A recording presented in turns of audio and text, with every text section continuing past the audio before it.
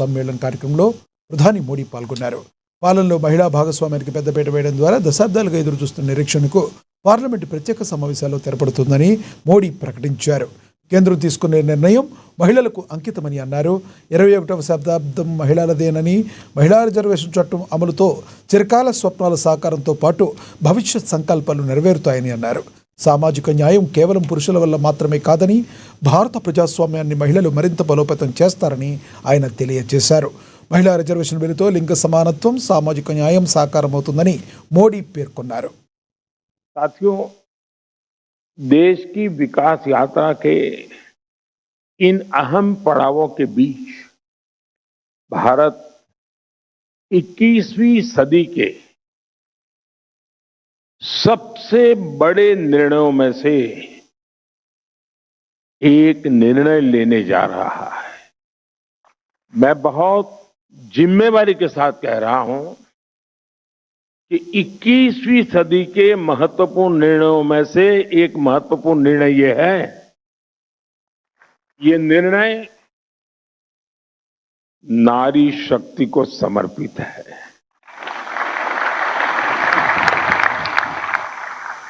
नारी शक्ति वंदन को समर्पित है। हमारे देश की संसद एक नया इतिहास रचने के करीब है। एक ऐसा नया इतिहास जो अतीत की संकल्पनाओं को साकार करेगा, जो भविष्य के संकल्पों को पूरा करेगा। एक ऐसे भारत का संकल्प जो समता मूलक हो, जहां सामाजिक न्याय केवल एक नारा न हो, लेकिन हमारी कार्य संस्कृति का, हमारे वर्क कल्चर का, हमारी निर्णय प्रक्रिया का स्वाभाविक हिस्सा हो। साथियों, राज्यों की विधानसभाओं से लेकर देश की संसद तक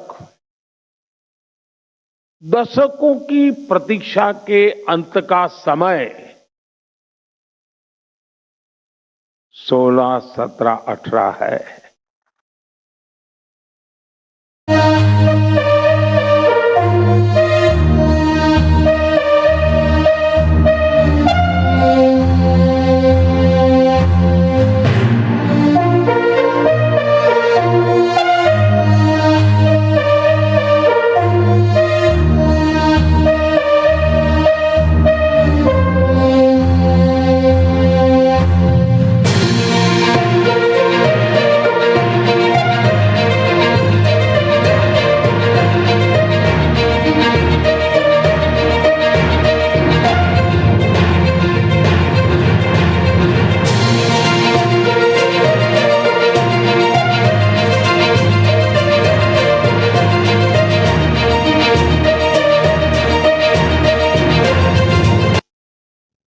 మరో బ్రేకింగ్ న్యూస్ చూస్తున్నాం. మహిళా రిజర్వేషన్లు డీలిమిటేషన్ అంశంపై దేశవ్యాప్తంగా చర్చ జరుగుతున్న వేళ సీఎం రేవంత్ రెడ్డి సంచలన నిర్ణయం తీసుకున్నారు.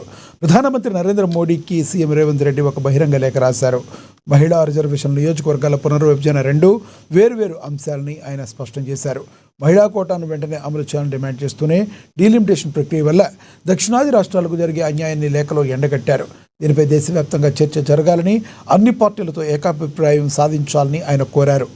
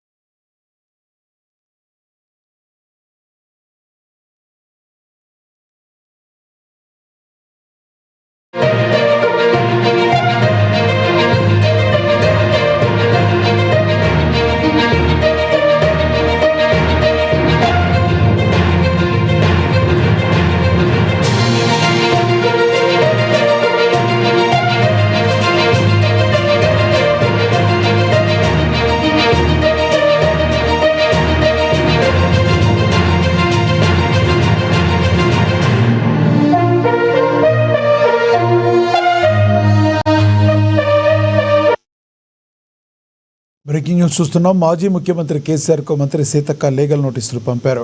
అంగన్వాడీ మొబైల్ ఫోన్ల కొనుగోలులో అవినీతి జరిగిందంటూ బీఆర్ఎస్ సోషల్ మీడియా వేదిక చేస్తున్న ప్రచారాన్ని ఆమె ఖండించారు. తన వ్యక్తిగత ప్రతిష్టకు భంగం కలిగించేలా ఈ పోస్టులు ఉన్నాయని ఆమె నోటీసులో పేర్కొన్నారు.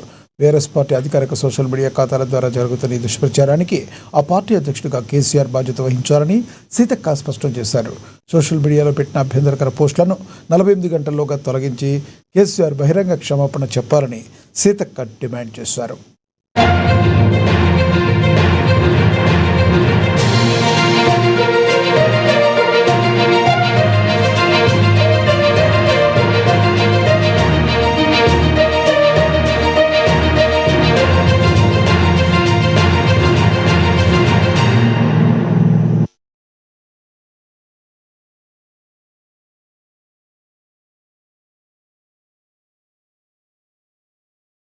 కాంగ్రెస్ ప్రభుత్వ వైఫల్యాలను ప్రజలకు వివరించేందుకు పాదయాత్ర చేస్తానంటున్న మాజీ మంత్రి కేటీఆర్ వ్యాఖ్యలకు PCC chief Mahesh Kumar Goud counter ఇచ్చారు. కేటీఆర్ పాదయాత్రలో ప్రజలకు వాస్తవాలు చెప్పాలని, బీఆర్ఎస్ హయాంలో జరిగినవి దోపిడీ, అవినీతి అంశాలను ప్రజలకు చెప్పి క్షమాపణ కోరాలని డిమాండ్ చేశారు. బీఆర్ఎస్ హయాంలో సింగరేణిలో విద్యుత్ కొనుగోలు, కాళేశ్వరం, ఫోన్ ట్యాపింగ్తో సహా వాళ్ళు అవినీతి అక్రమాలతో సాగించిన అవినీతి చెరిపిస్తే చెరిగిపోయేది కాదని తెలిపారు. కాంగ్రెస్లో ప్రస్తుతం ఎలాంటి విభేదాలు లేవని ఆయన చెప్పుకొచ్చారు. దిగజార్చి పలాయనం చిత్తగిస్తే ప్రజలు ఎన్నుకోబడిన కాంగ్రెస్ పార్టీ రేవంత్ రెడ్డి నేతృత్వంలో ఆర్థిక ఉద్వాసం నుంచి వికాసం వైపు అతి కష్టం మీద రాష్ట్రాన్ని తీసుకెళ్తున్న పరిస్థితి. మీరు ఇవాళ ఒక వాస్తవం అనుకున్నారు, తప్పిదాలు జరిగినాయి మా హయాంలో, సంతోషం. మీ హయాంలో జరిగినటువంటి ఆర్థిక దోపిడీ, భూదోపిడీ, ప్రాజెక్టుల పేరుతో నీళ్ల దోపిడీ, నిరుద్యోగులు పడ్డటువంటి నానా యాస,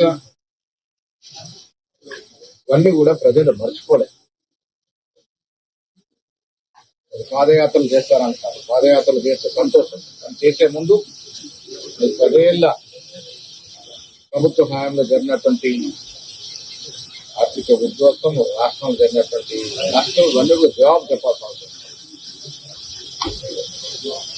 టీఆర్ఎస్ పార్టీగా మారుస్తామంటారు, సంతోషం. టీఆర్ఎస్ పార్టీగా మార్చినా లేదు, మీరు లోపాయకారు ఒప్పందంలో బీజేపీ పార్టీ కలుపుకొని బీజేపీ ఆర్ఎస్ అని మార్చుకున్నా మాకేం అభ్యంతరం లేదు.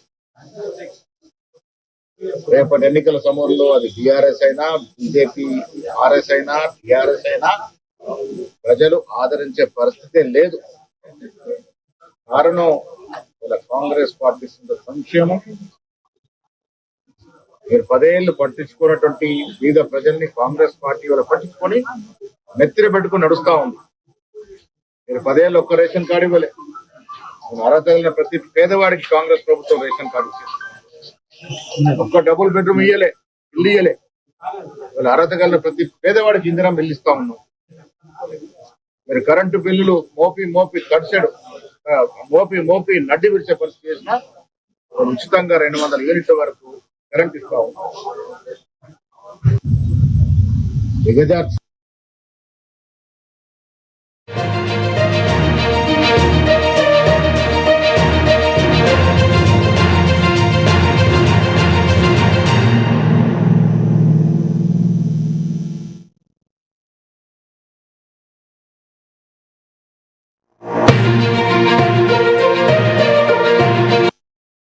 బ్రేకింగ్ న్యూస్ చూస్తున్నాం. హైదరాబాద్ పంజాగుట్ట పోలీస్ స్టేషన్ వద్ద హై డ్రామా చోటు చేసుకుంది.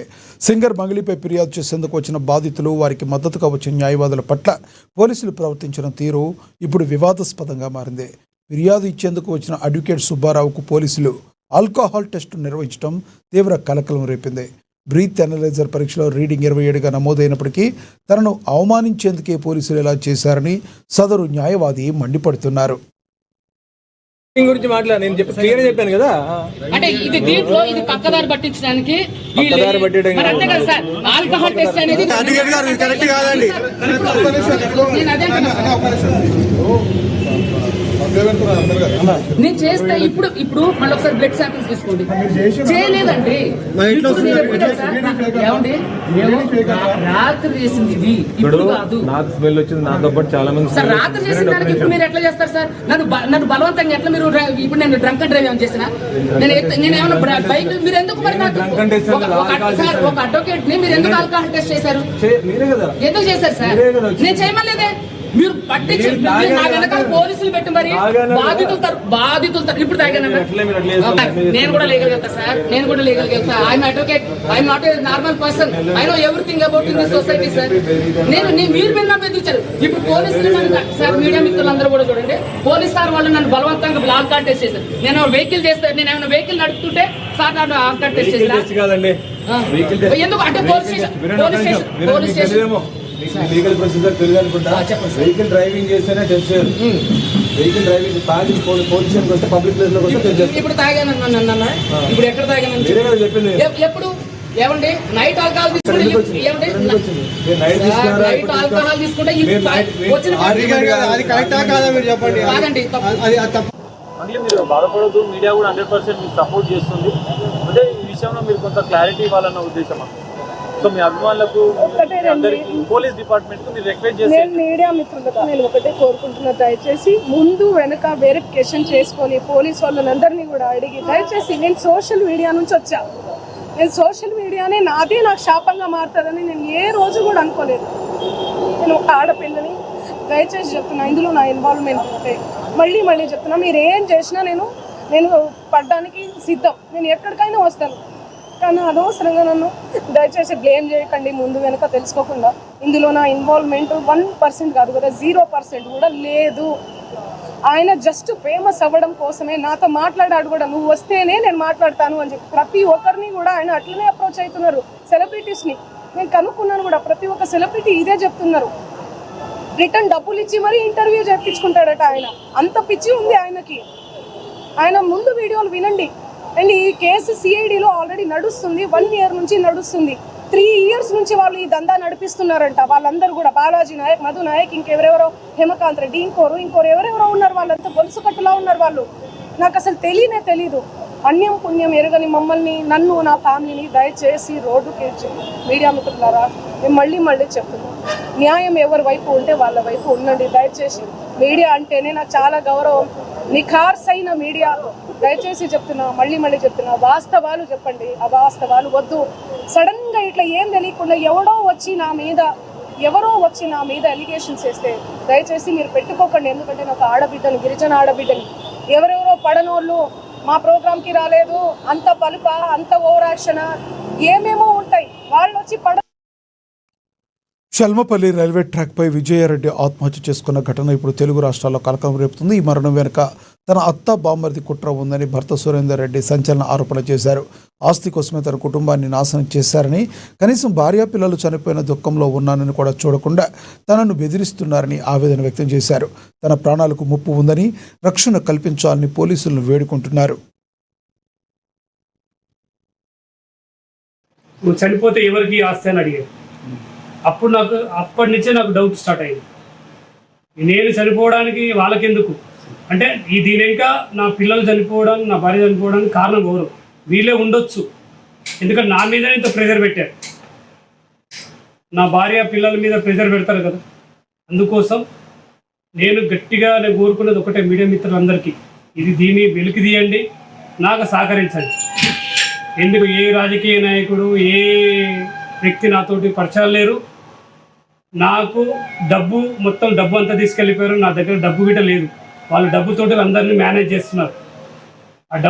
నా డబ్బు తీసుకొని నా మీదనే పోటీగా మేనేజ్ చేస్తున్నారు.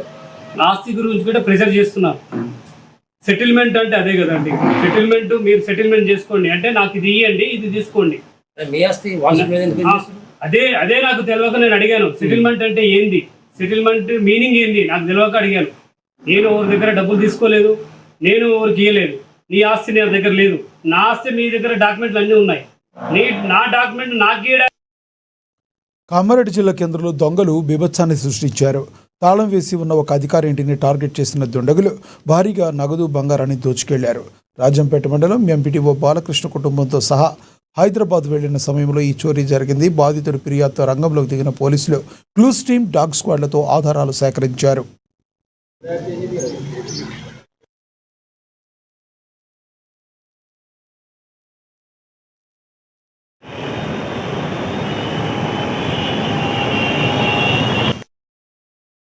పల్నాడు జిల్లా కారంపూడిలో మాజీ మండల అధ్యక్షుడు చేసిన తీవ్ర ఆరోపణలు కలకలం సృష్టిస్తున్నాయి.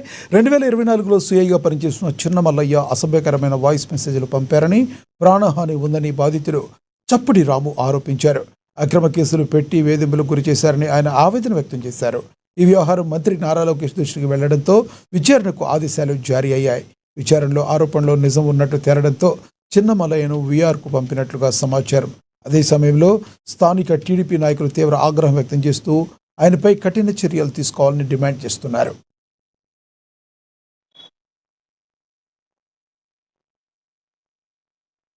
విధులు నిర్వర్తిస్తున్నాడని తెలిసి మేము నారా లోకేష్ గారి దగ్గరికి బాధితుడైన చప్పిడి రాము గారు వెళ్ళి, సార్ నాకు ఆ రోజు ఇట్లా సీఐ చిన్నమల్లయ్య విచక్షణారహితంగా ఆ రోజు అక్రమాలు చేశాడు, అరాచకాలు చేశాడు, కారంపొడి సీఐగా నాటి వైసీపీ నాయకుల ప్రోద్బలంతో టీడీపీ కార్యకర్తల మీద తప్పుడు కేసులు పెట్టాడు, మమ్మల్ని వేధించాడని చెప్పి ఆయన దృష్టికి తీసుకురాగా లోకేష్ గారు వెంటనే సంబంధిత అధికారులకు దాన్ని వివరించి ఆయన మీద విచారణ జరపమని చెప్పి కోరగా, విచారణ జరిపిన అధికారులు ఆయన వీఆర్కు పంపించడం జరిగింది.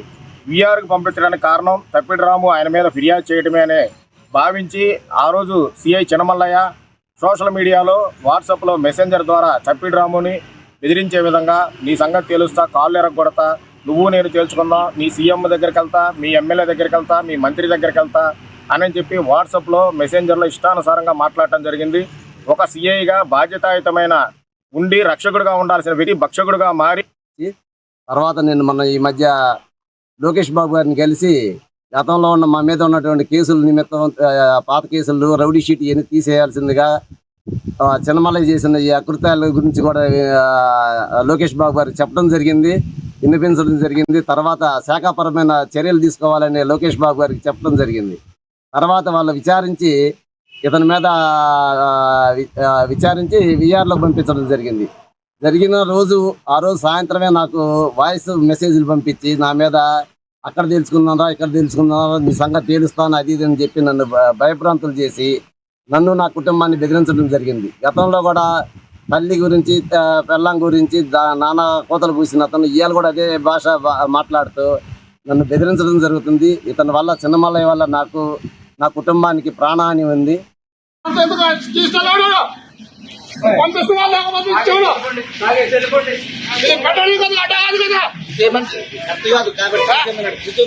చెప్తున్నాను ముందు నువ్వు అది కాదు చెప్తున్నావు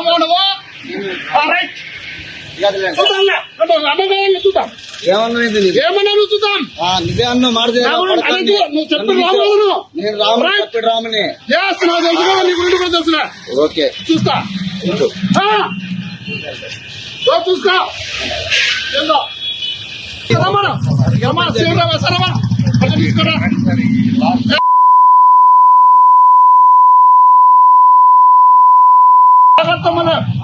పంపించడం బాగుంటుంది. సీసీ కెమెరాలు పెట్టుకుని కూర్చుని సన్నిధిలో నీ షాపు నుంచి వెళ్ళప్పుడు ఎలక్షన్ కమిషన్ ఉంది, ఎలక్షన్ కమిషన్ ఎంతమందిని కొంచెం పెట్టుకున్నాడా, అందుకే ఎంతమంది సీసీ కెమెరా చూస్తా. ఇప్పుడు నేను అరెస్ట్ చేస్తా, నిన్ను అరెస్ట్ చేస్తాను, అరెస్ట్ చేస్తున్నా. తర్వాత చూస్తానే నీకు అత్యంత సీసీకి వస్తున్నాడు.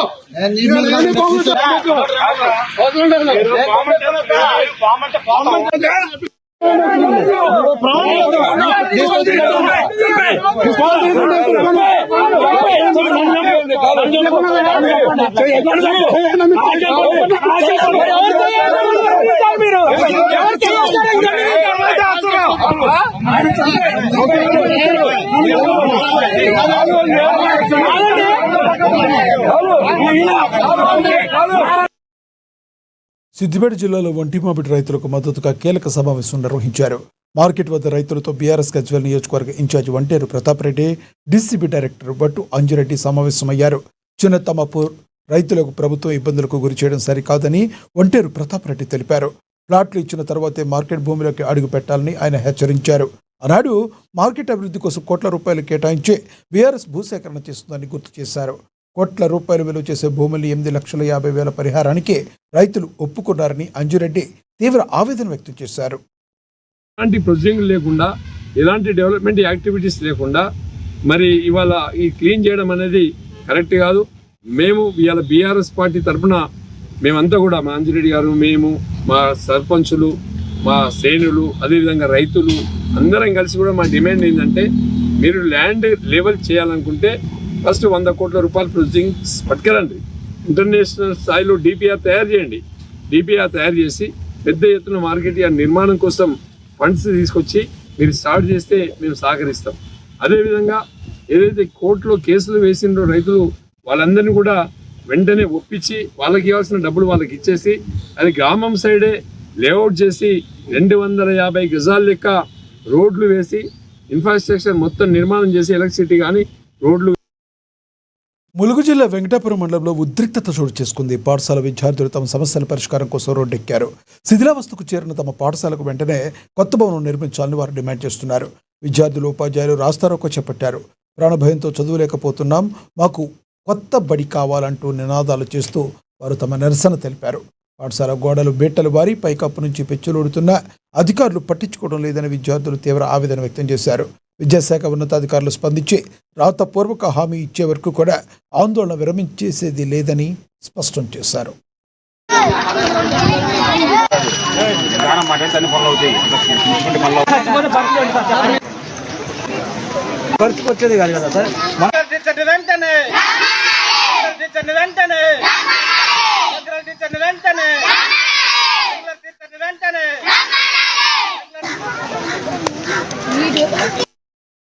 పెద్దపల్లి జిల్లా రామగుండం ఎంఆర్ఓ కార్యాలయం ఎదుట బీజేపీ శ్రేణులు ఆందోళన చేపట్టాయి. గత వారం రోజుల నుంచి రాజకీయ నాయకుల ఒత్తిడితో అధికారులు విధులకు హాజరు కావడం లేదని నాయకులు ఆరోపించారు.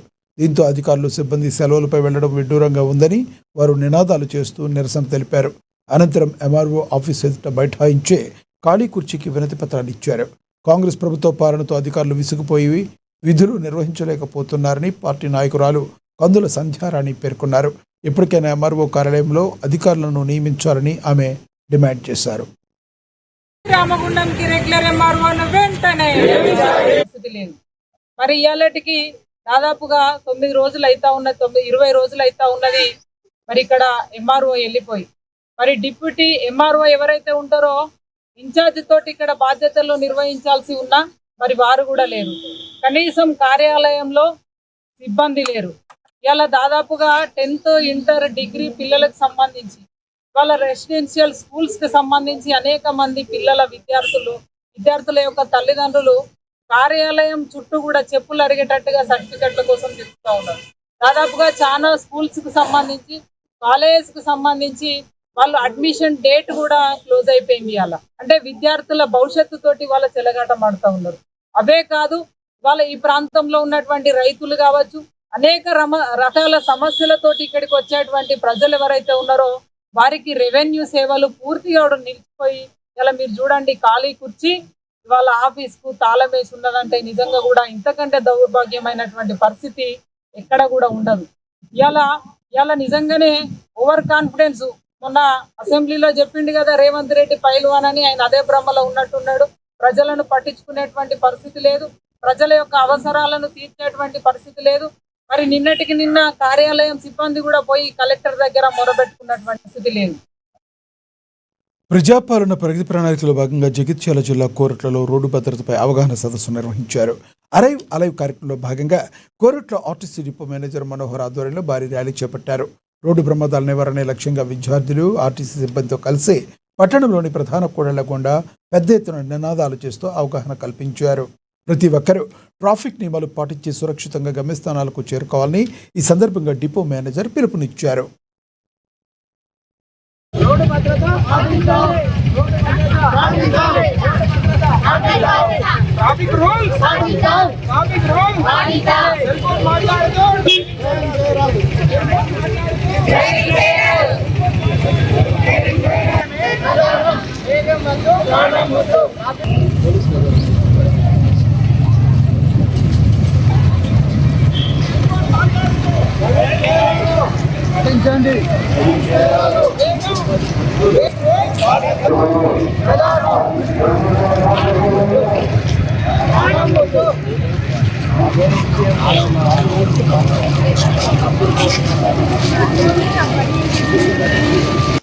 ప్రగతి ప్రణాళికలో భాగంగా అరైవ్ అలైవ్ మనం ఎక్కడికైనా కానీ సేఫ్టీగా ఇంటికి